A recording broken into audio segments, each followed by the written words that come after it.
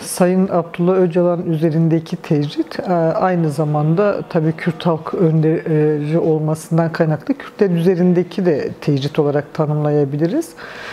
Yani uzun zamandır haber alınamaması doğal olarak hani Kürtlerin de siyaseten süreçte dair söz kuramamasının da aslında sistem bir şekilde önünü kesmeye çalışıyor. Tabii ki özellikle bunu en yoğun şekilde kadınlar üzerinde hissediyoruz. Devletin amacı tamamıyla önderliği Kürt halkını unutturmak. Tecritin bu kadar ağırlaştırıldığı bu son dönemlerde demokrasi, çözüm adresinin önderlik olduğunu çok iyi biliyor sistem. Bastırılan, inkar edilen bir kadın modelinin aslında artık siyasette de kültürel,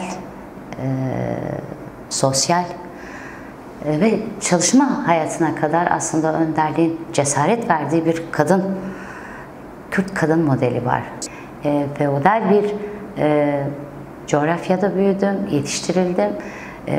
Önderliğin ideolojisini tanıdıktan sonra aslında ben özgürleştim. Önderliğin ideolojisini tanıdıktan sonra ben çalışabilirim, siyaset de yaparım dedik. Bunun cesaretini aslında biz önderliğin ideolojisine ve önderlikten aldık.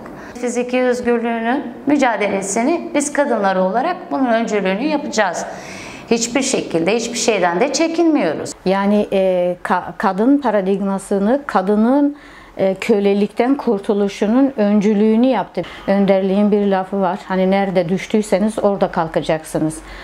Kürt kadını nerede düştüyse orada kaldırılmaya çalıştı. Kürt kadını bunun farkında. Ne yapıldığına dair farkında. Yani tecritin kendisine karşı yapıldığının farkında. Bu tecrit Kürt halkına, Kürt kadınına yapılıyor. Bütün bir topluma yapılıyor. Tecritin amacı bu. Ama burada Kürt kadının bu tecridi yıkmak için çok ciddi emekler sarf etmesi, var olan kazanımlara sahip çıkması, var olan bütün bedellere sahip çıkması, burada bir örgütlenme söz konusu olmalı, dik durulmalı, ayağa kalkmalı. Bu tecrit mutlaka ve mutlaka kırılmalı. Yani bunun başka alternatifi yok. Kürt kadının kurtuluşu ona bağlı.